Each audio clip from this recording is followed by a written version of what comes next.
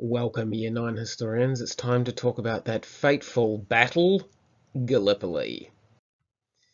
So our learning goals for today are, you are going to know why Australia fought at Gallipoli, which is in Turkey. It was called the Ottoman Empire then. You're going to know what happened at Gallipoli. Hint, Australia lost. And you're going to be able to think creatively. We're going to give you a little creative thinking task. See how you go on that. Fun. Right, let's get into it. So, why Gallipoli? Why was that an idea? So, just to give you a heads up, it took place from the 25th of April, which was the landing, which is Anzac Day, and they withdrew on the 18th of December 1915. So the whole campaign lasted for about 8 months, just under 8 months. But why? Well, there were three reasons. The first one was the Allies decided that if they defeated Turkey, this would weaken Austria-Hungary. Yeah, so the Ottoman Empire, were supporting Austria-Hungary. Defeat Turkey, weaken Austria-Hungary, have a better chance of winning the war in the middle of Europe. Also, defeating Turkey, they thought, would hopefully persuade Greece, Bulgaria, and Romania to join the Allies. Now, this whole Gallipoli campaign idea was cooked up by none other than Winston Churchill, who was just a very high-ranking military officer at the time. Now, it was a failure, and it wasn't good for his career, but hey, as you'll find out next year, he actually came back and ended up being the Prime Minister of Great Britain during World War II. Anyway, third reason, it could send supplies through Turkey to Russia, and it'll make a bit more sense if I show you a map. Although, to be honest, this map's a bit close up. So this is the entire campaign map, yeah? So in red were the Allied troops. So the Anzacs landed there in Ari Burnu. That's now been renamed Anzac Cove. And heaps of the fighting that we hear about took place right here. It got really bad because essentially they landed on a beach with a big cliff above it, and the Turks found it very easy to defeat them. There was also a second landing here, which was also a disaster. The point I was trying to make, though, so up in this direction here, Russia is on the other side there if you go way further up, and the idea was that if they could take out Turkey, they'd be able to supply Russia, and then Russia would be able to do better against the Germans on the Eastern Front. Yeah. As it stood, Russia was having to fight the Germans and the Austro-Hungarians without much support, so we wanted to support them in that way. Right, so what actually happened in this Battle of Gallipoli?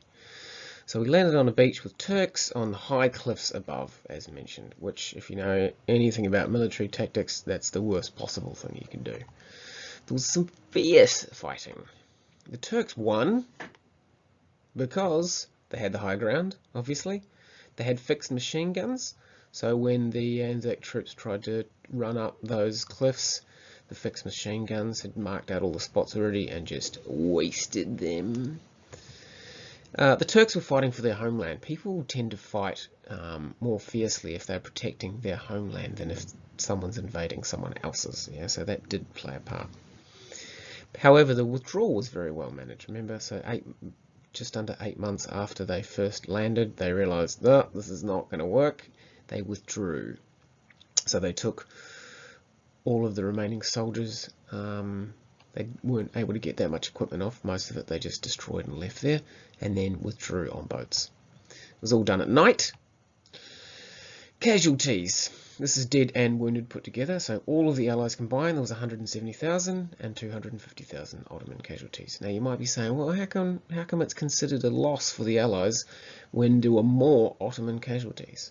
Well, remember what the Allies' military goals were. They didn't achieve any of those goals. They didn't defeat Turkey. They didn't convince Bulgaria, etc., to join the war on the side of the Allies, or not by doing that anyway, and they weren't able to get through Turkey to supply Russia. There were 8,141 Australian deaths. Now, I've read numbers 7,500 Australian deaths, so I don't know. It's tricky to get an exact number with things like this. So let's check out a few primary sources here. Here are lots of soldiers who have come off the boats and just milling around. Black and white photos back then. There's a dude down here having a bath with no clothes on. Is that what's happening? Yeah, it looks like what's happening. This guy here. Nice. His nakedness is there forever. Yes, anyway. It's a pretty immature thing to focus on, Mr. Lawless. Yeah, so you can see how tightly they were in there. Yeah, there wasn't a lot of, they're just right along this beachfront here. Not a good time. Here's some troops smoking a pipe there. Sweet. Here's them unloading a massive cannon. So that just tells you, what the military hardware was like back then, yeah? They were still using cannons. Again, you can see the cliffs are really rising straight up from where these guys are. They did not have much space at all.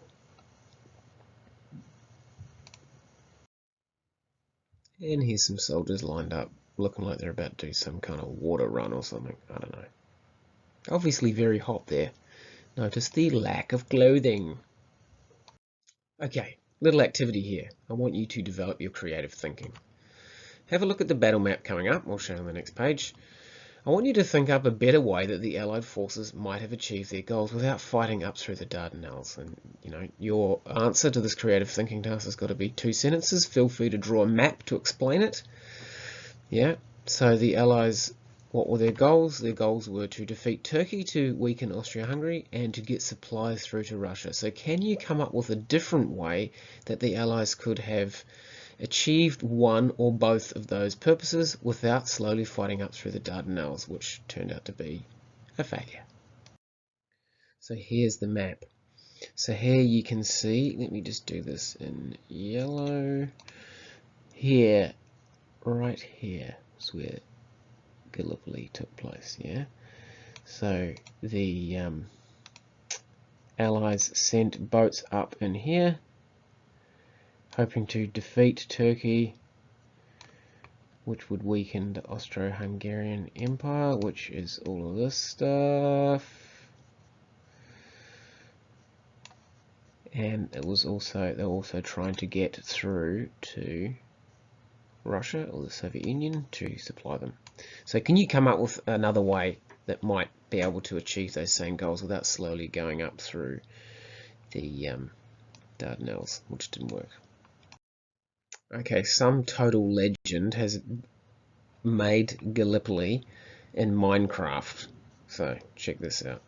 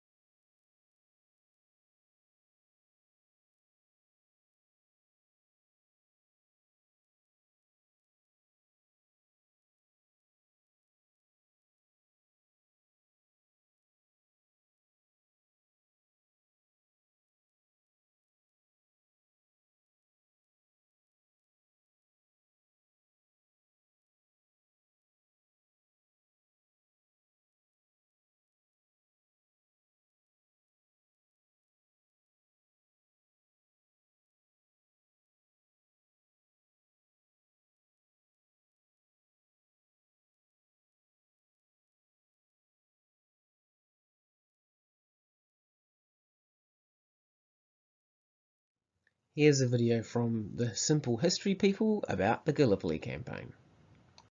The Gallipoli Campaign, 1915 to 1916. World War I. By 1915, the war on the Western Front had fallen into a stalemate. The Allied powers fighting in Belgium and France were considering opening a new front.